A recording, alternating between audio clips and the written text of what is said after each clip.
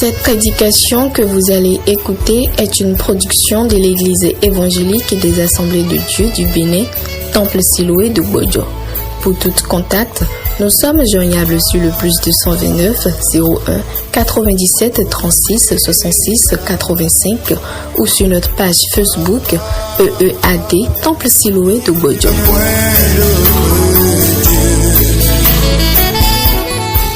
Gloire à Dieu. Alléluia. Gloire au Seigneur Jésus. Nous savons qu'avec le Seigneur, tous les jours sont particuliers. Et chaque matin, Dieu renouvelle ses bontés pour nous. Mais pour cette semaine particulièrement, c'est un grand souvenir pour les croyants. Vous savez, c'est une semaine de célébration pascale.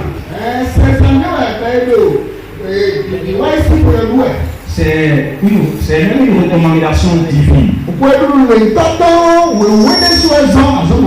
Dieu avait recommandé cette fête, c'est vrai, à la nation d'Israël. Lorsque Dieu a délivré ce peuple de la main de Pharaon, il a demandé à ce que une semaine soit consacrée pour manifester leur reconnaissance à l'Éternel.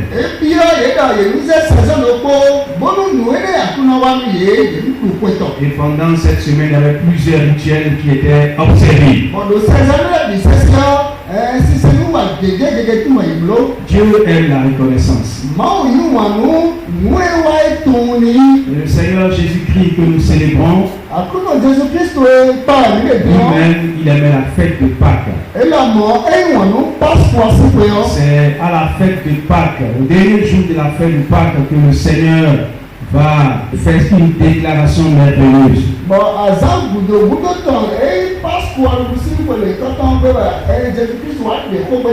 Je pense que tout à l'heure nous allons bien expliquer cette déclaration du Seigneur.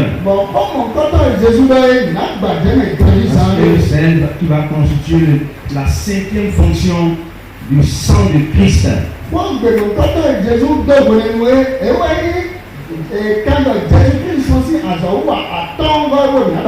C'est-à-dire que depuis le martyr, nous allons aborder les fonctions du sang de Christ. Les fonctions du sang de Christ. Le premier jour, nous avons vu que le sang de Christ avait pour fonction de purification.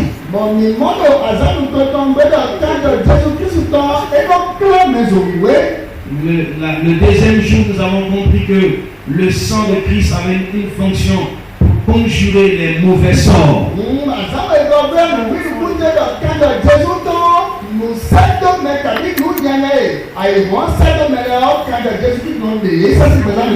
Gloire à Dieu. Nous avons compris que la malédiction qui était sur la terre, c'est-à-dire que la terre devait produire les ronces et les épines.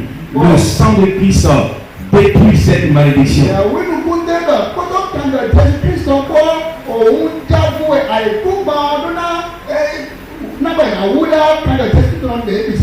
Parce que les épines symbolisent la malédiction. Et le sang de l'agneau est comparé à la rose de Saron. Au-dessus des épines. Au-dessus des malédictions. Le sang de Jésus-Christ le met au-dessus de toute malédiction. La malédiction peut être mondaine. Elle peut être spirituelle. Elle peut être humaine. Mais par le sang de Christ, les croyants sont au-dessus de toute forme de malédiction. Nous avons aussi parlé de la 3e fonction du sang de l'agneau. Qui est la fonction de communication avec Dieu. par le sang de Jésus, nous avons accès au sanctuaire de Dieu. C'est-à-dire, nous sommes écoutés par l'Éternel Dieu. Nous sommes à une position d'une personne qui est exaucée. Dieu exauce nos prières. Cela par l'œuvre du sang de l'agneau. Alors la quatrième fonction, nous avons dit que le sang de Christ a une fonction de produire la vie. Jésus a dit, celui qui boit mon sang a la vie. C'est-à-dire que Christ dit, il fait un transfert de vie de lui au travers de son sang en nous.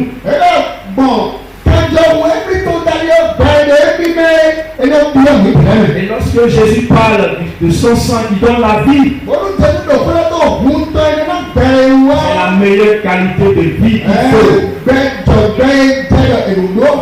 Lorsque vous avez la vie de Christ, vous ne savez pas d'où provient la joie. La joie ne provient pas de votre argent. La joie ne provient pas de vos réalisations. La joie que donne le sang de Christ est meilleure que toute forme de joie que le monde peut produire. La joie immense de votre âme.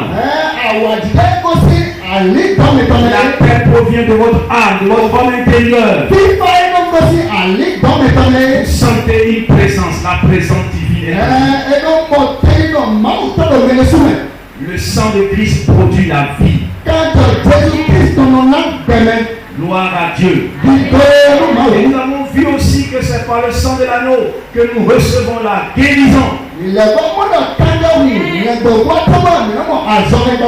La santé nous est accordée par l'œuvre de Christ sur la croix. Car c'est par cette meurtrissure que nous sommes guéris.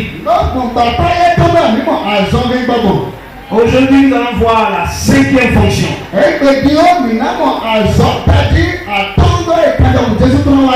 Nous ne pouvons pas développer toutes les autres fonctions là, ce n'est que quelques synthèses de révision que nous venons de faire. Alors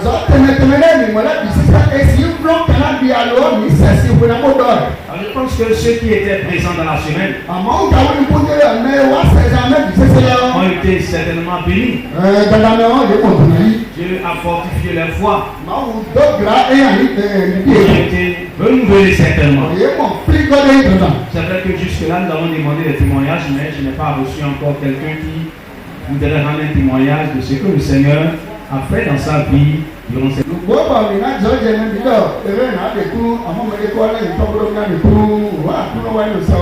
cela ne va pas nous empêcher de continuer de parler de la cinquième fonction du sang de l'agneau.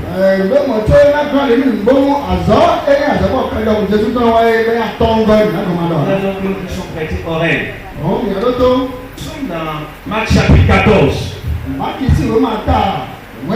Marc chapitre 14, verset 23 à 24. Il prit ensuite une coupe. Et après avoir rendu grâce, il la leur donna et il en but tous. Verset 24. Il leur dit, ceci est mon sang. Le sang de l'alliance qui est répandu pour plusieurs. Je reprends le verset 24. Et il a dit, ceci est mon sang. Le sang de l'alliance qui est répandu pour plusieurs. Dis à quelqu'un le sang de l'alliance. Le sang de l'alliance. Le sang de Jésus-Christ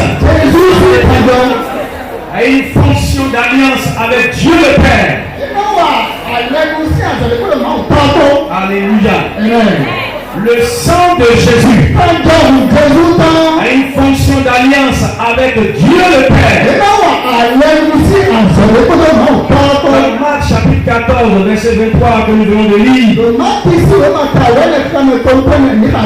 Jésus explique donc de façon symbolique la raison fondamentale pour laquelle son sang a coulé. Ou bien, si vous voulez, Jésus explique ici de façon symbolique la raison fondamentale pour laquelle son sang devait couler. Parce que là, le sang de l'agneau n'avait pas encore coulé physiquement. Il est en train de symboliser les choses.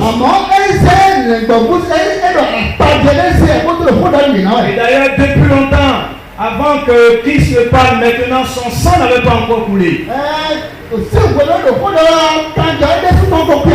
Mais Jésus dit, la raison fondamentale, la raison fondamentale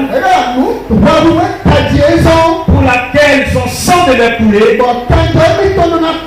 c'était d'établir une alliance avec les hommes de Dieu. C'est une très bonne nouvelle. C'est une nouvelle merveilleuse pour les hommes, pour les humains. Et réaliser maintenant qu'ils seront en alliance avec le Dieu créateur de la terre et des cieux, avec le Dieu tout-puissant.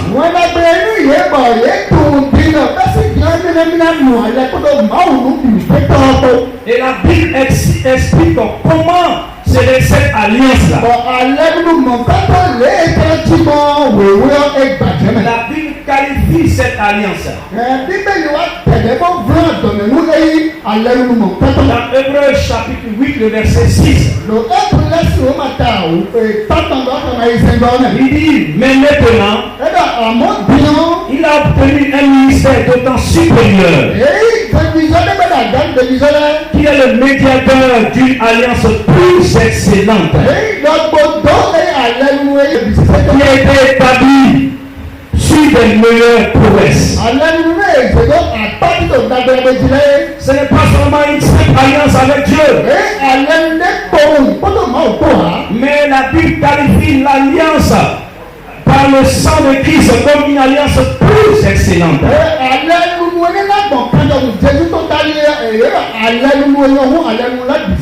Amen. Une alliance plus excellente. Peut-être qu'il y avait des alliances excellentes entre les hommes et Dieu.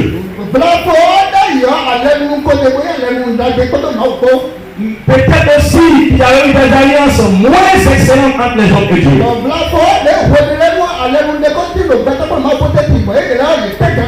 Mais maintenant, il y a une alliance que les hommes obtiennent avec Dieu qui est plus excellente.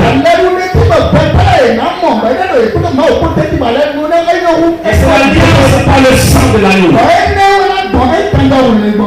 L'alliance par le sang de Jésus-Christ. Alléluia. Gloire à Dieu. La première alliance que Dieu a faite, c'était avec une nation qu'on appelle Israël.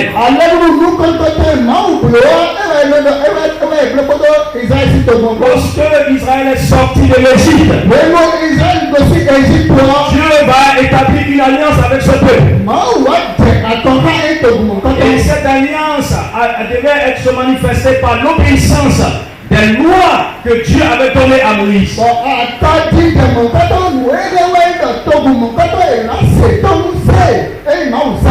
Et lorsque le peuple allait obéir aux lois de l'Éternel, ce peuple allait obtenir les bénédictions de Dieu. Écoutez-moi, cette alliance a échoué. Cette alliance a échoué parce que la nation qu'on appelle le peuple d'Israël n'a pas pu respecter les clauses de cette alliance.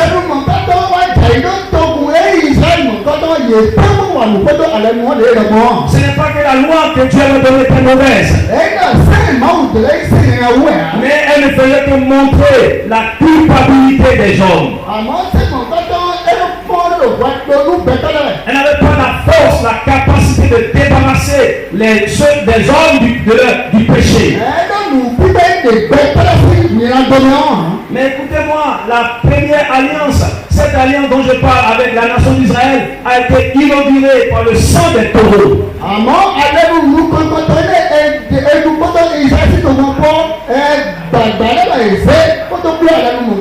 Lorsque vous lisez Hébreux chapitre 9, le verset 19, je vous lis ainsi comment l'alliance avec la nation d'Israël a été inaugurée. Moïse, après avoir prononcé devant tout le peuple tous les commandements de la loi,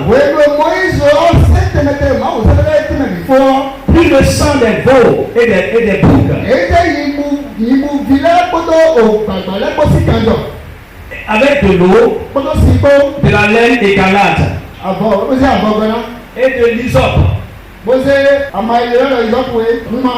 Et il fit l'aspersion sur le livre lui-même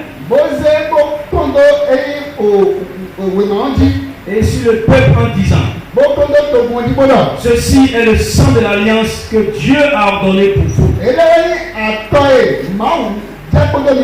Il fit pareillement l'aspersion avec le sang sur le tabernacle et sur tous les ustensiles du culte.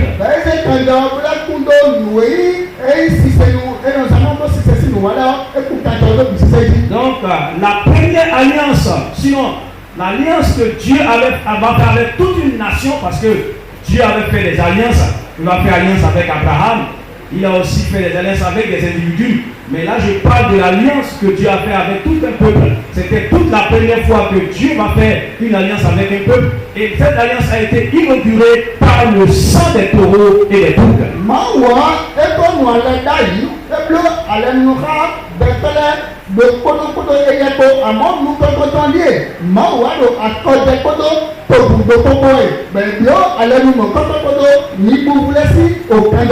Donc il y avait une loi qui a été donnée. Et aussi, il y a le sang des taureaux qui a été utilisé pour l'aspersion pour cette alliance.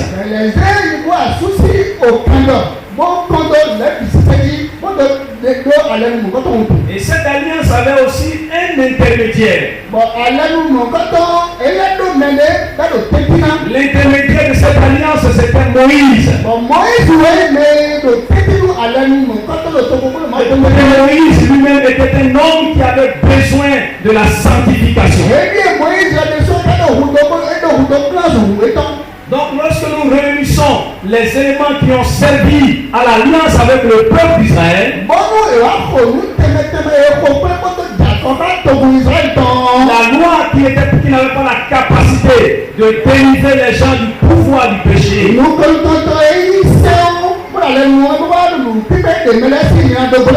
sang des taureaux et des boucs qui n'étaient pas si puissants et forts,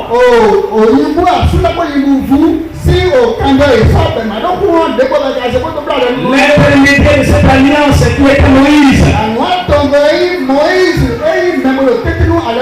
Tous ces trois éléments démontrent que la première loi que Dieu va faire sur la première alliance que Dieu a fait avec Israël n'était pas une alliance excellente. Il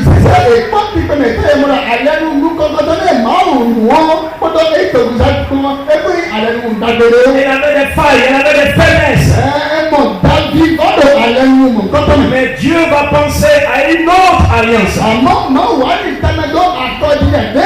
avec des éléments plus forts. Et cette alliance avec le sang de Jésus-Christ. Alléluia. Dieu établit une autre alliance avec les hommes. Vous savez, c'est le sang de l'agneau qui a été utilisé d'abord pour l'alliance avec les hommes.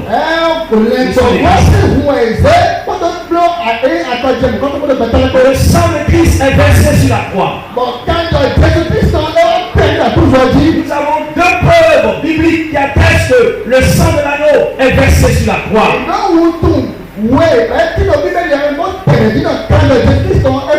Peut-être qu'avant que Christ n'aille à la croix, son sang est versé d'une certaine manière.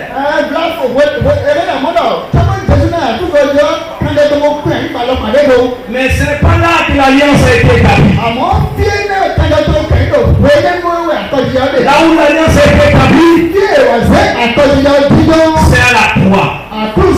La Bible déclare qu'au moins 2 fois le sang de Christ a coulé sur la croix. Première fois que le sang de l'agneau va couler à la croix, ses mains et ses pieds ont été percés. Lorsque ses mains et ses pieds ont été percés, vous êtes tous d'accord avec moi que les pointes ont touché certainement ses veines. Et son sang a coulé dans la croix. Et la Bible déclare qu'il a été percé pour nos iniquités. Non seulement son sang a coulé pour la première fois lorsqu'on a percé ses pieds et ses mains,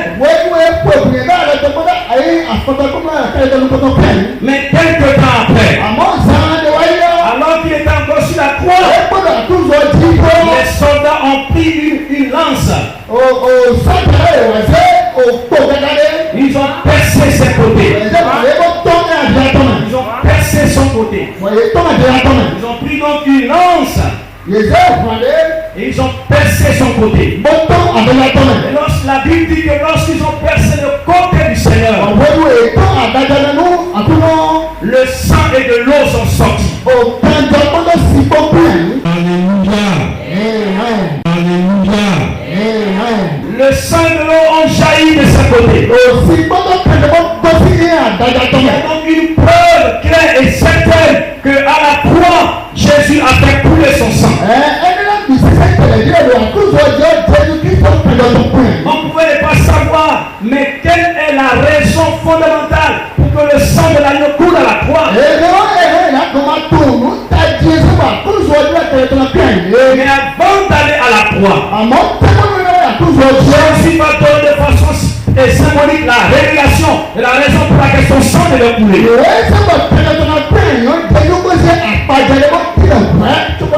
Il dit c'est le sang de l'alliance. Vous savez, lorsque vous entrez en alliance avec quelqu'un, surtout les alliances de sang, sont des alliances très fortes et puissantes. Vous faites attention avec les alliances de sang. Car la vie se trouve dans le sang. Si vous entrez en alliance de sang avec quelqu'un, vous unissez votre vie, votre destinée tout entière avec cette personne. Vous allez faire une heure de faire une alliance avec un esprit mauvais, avec le sang.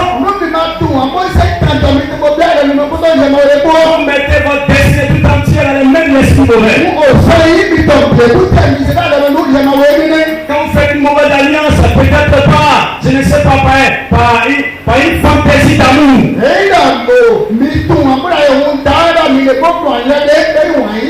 Et vous mettez votre sang en alliance avec quelqu'un.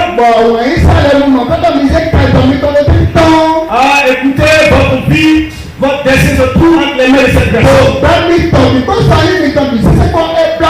Je voulais passer par ici pour avertir les jeunes filles et les jeunes hommes. Ceux qui font des choses bizarres et font des alliances de sang avec quelqu'un. Oh, je t'aime, je reste toujours avec toi. Et pour attester, allez, donne-moi ton sang. Et il se goûte le sang. Et lui t'a destiné avec quelqu'un.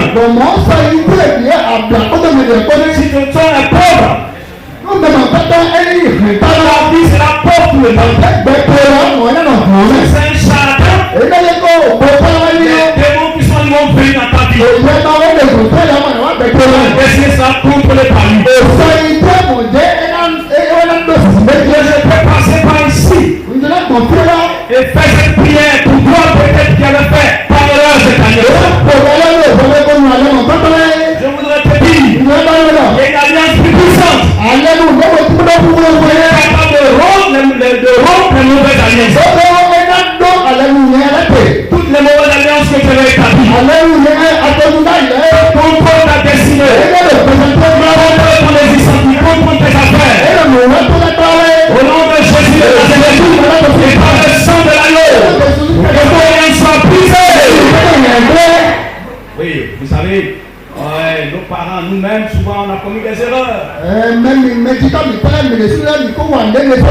on fait des alliances, on fait des pactes de sang. On fait des pactes de sang. C'est des erreurs. Elle m'a confié ça bien démon. Parce que lorsqu'on fait des alliances, c'est comme un sacrifice qu'on a fait. Il déclare que tout ce qui est sacrifié à un démon. Vous pouvez penser que vous allez sortir votre sang et que vous allez faire une alliance avec un homme physique devant vous, mais sachez qu'il y a un esprit mauvais derrière, un démon qui contrôle votre esprit.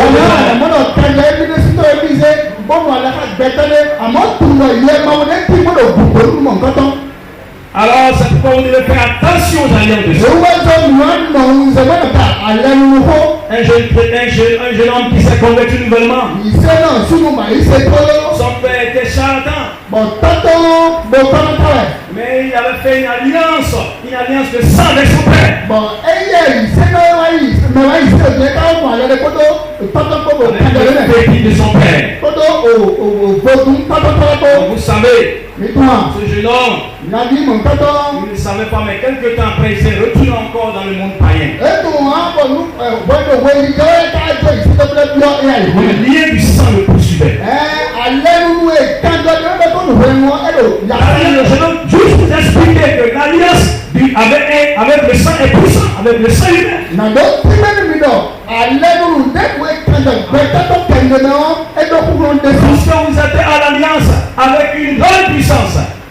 Lorsque vous êtes à l'alliance avec une grande puissance, qu'est-ce qui se passe? Les forces de cette puissance viennent avec vous. Lorsque vous êtes en danger, cette puissance vient à votre secours. Lorsque vous êtes en alliance avec cette puissance, mais Jésus-Christ ici, par son sang, nous sommes en alliance avec le Dieu tout-puissant. Le Dieu créateur de la terre et des cieux. Le Dieu omnipotent, le Dieu omniprésent. Jésus dit par son sang, nous sommes en alliance avec lui. Écoutez, quelles sont les retombées de l'alliance de Jésus, de l'alliance avec le sang de l'agneau?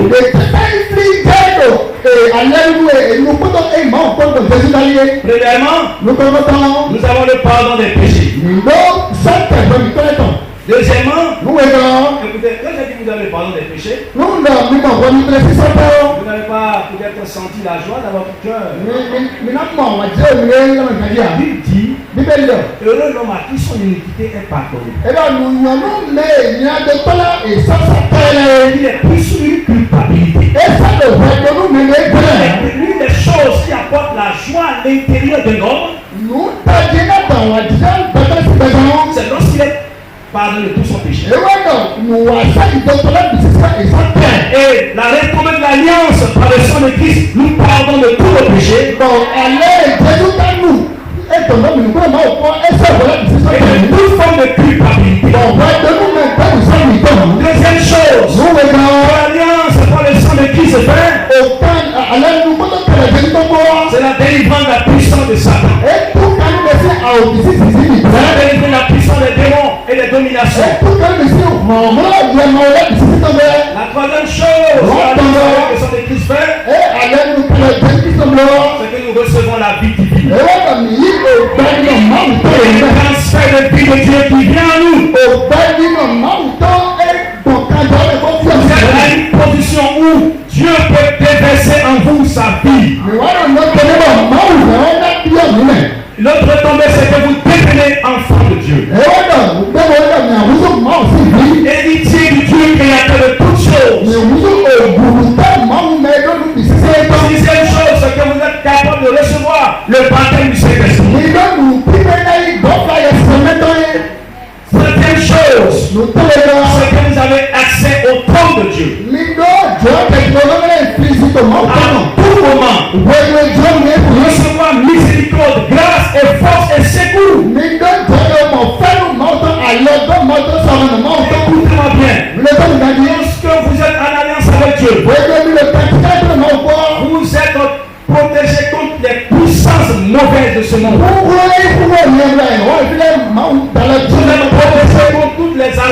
monde. Vous êtes protégés contre toutes les grandes bombes de ce monde. Les grandes bombes de ce monde. C'est pas ce que vous voyez de vos yeux. C'est les bombes atomiques, ce n'est pas les bombes nucléaires. C'est pas ça les grandes bombes de ce monde. Les grandes armes de ce monde, ce n'est pas les fusils, les pistolets que vous voyez. Non,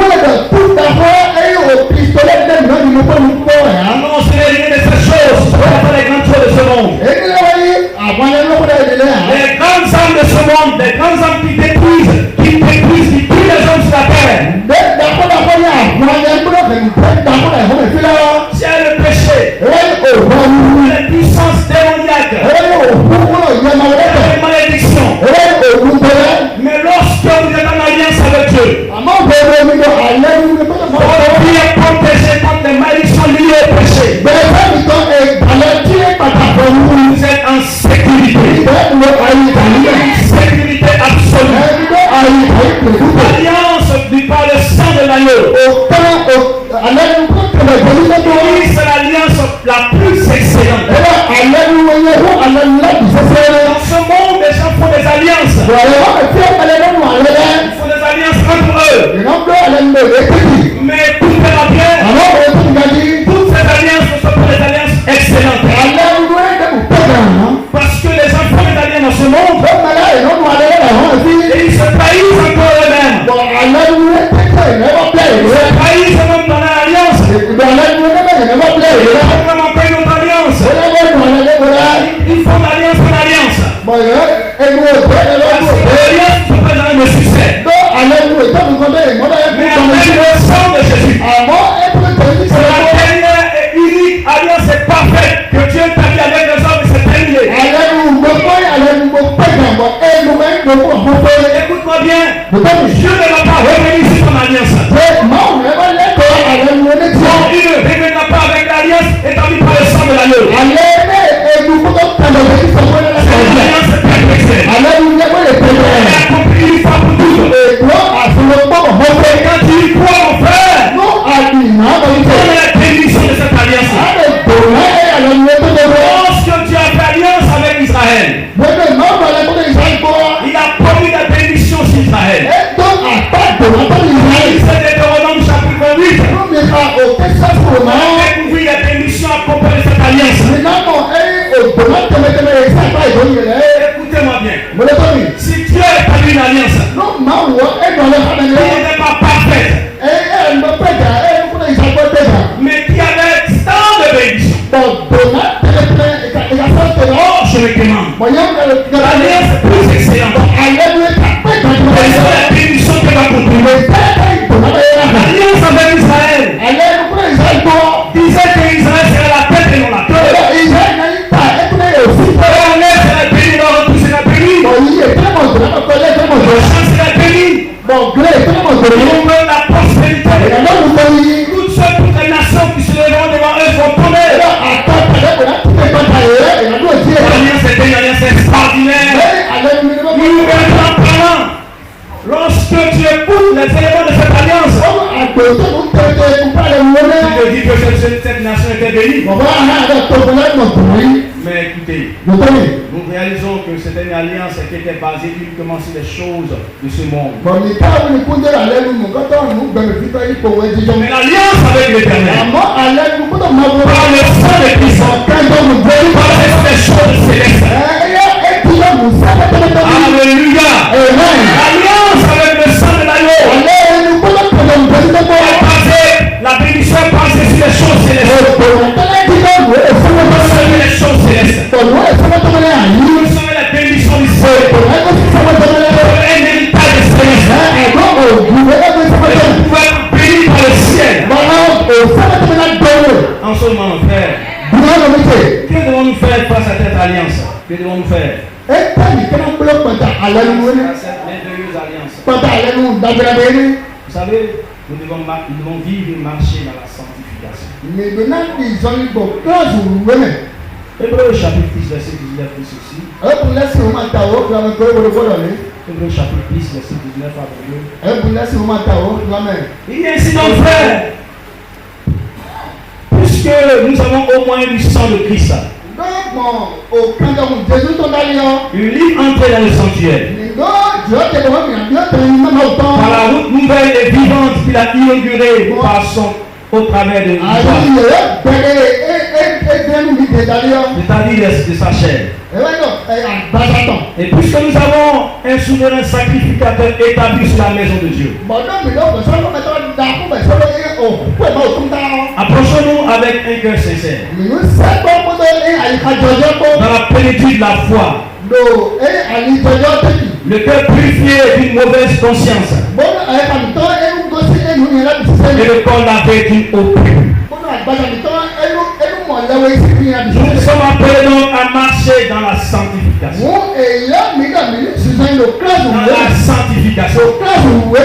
Nous sommes appelés à marcher dans la sanctification.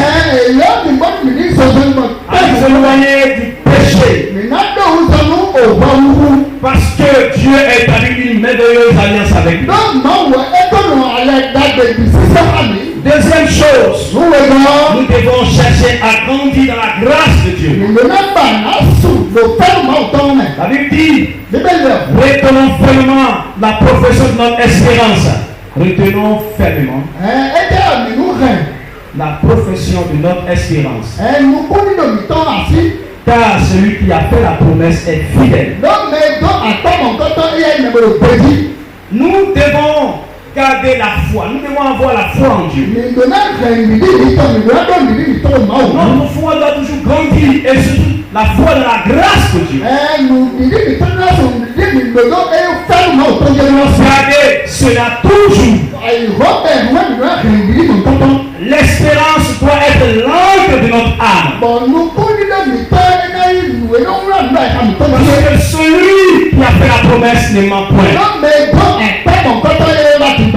La promesse a été faite à la base des sangs précieux. Et pourquoi Dieu s'en miséricorde? Pourquoi Dieu va présenter?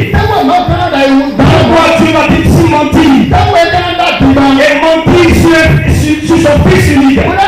Il a voulu souffrir et mourir et verser son sang. À quoi Seigneur-t-il se présenter? Si sa promesse ne sont pas oui, amen. Si tu n'es pas capable de venir à notre secours, si tu n'es pas capable de nous délivrer, pourquoi nos besoins, nous établissons cette alliance avec nous. Pourquoi s'il va se présenter ici? Mais Dieu ne le présente pas. Dieu est sérieux. Pourquoi nous devons garder la foi dans ses grâces? Troisième chose, nous devons rester fidèles à notre assemblée. C'est-à-dire rester fidèles dans la communion avec les autres frères. La Bible dit dans Hébreux chapitre 10, verset, la suite de ce qu'on vient de lire, 10, verset 24 à 25. Veillons les uns sur les autres pour nous exciter à la charité et aux bonnes œuvres. N'abandonnez pas votre assemblée comme c'est la coutume de quelques-uns, mais exhortez-vous réciproquement. Et cela d'autant plus que vous voyez s'approcher le jour. Dieu dit, parce que nous avons une alliance tous ensemble avec lui. Nous constituons tout un seul peuple. Et nous devons rester unis autour de sa vérité. Et avancer ensemble de ses promesses. Il dit que personne n'abandonne son assemblée. Mon père doit chercher à grandir dans nos relations fraternelles. Parce que nous sommes le peuple de Dieu. Il y a une alliance avec l'Éternel. Nous devons chercher à parfaire notre marche avec le Seigneur. Et tous ensemble. Et vous savez, c'est pourquoi nous devons apprendre à vivre en communauté. C'est très important d'apprendre à vivre en communauté. Dieu a fait une alliance avec une communauté et non avec une communauté. Quand Jésus parle, c'est le sang de l'alliance qui est versé pour beaucoup. Dieu ne regarde pas un individu, mais il regarde un peuple. L'alliance est faite avec un peuple. Nous devons donc chercher à grandir en relation. Et pour grandir avec Dieu, nous devons aimer sa parole. Nous devons aimer la communion fraternelle. Nous devons aimer la prière. Lorsque nous serons en train de faire ici, nous bénéficierons davantage des clauses de l'alliance avec Dieu. Je voudrais passer par ici pour lancer encore un autre appel. Toutes les personnes qui sont encore dans cette église, mais qui ne sont pas dans un petit groupe de formation de disciples.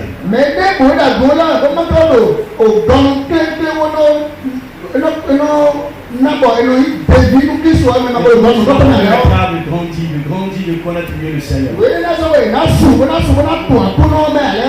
n'êtes pas dans un groupe de formation ici, tout à l'heure après le culte, veuillez vous approcher de nous. Donnez votre nom. Que votre vie soit édifiée et bâtie sur la parole du Seigneur. Vous serez bénis. Ne négligez pas cela. Alléluia.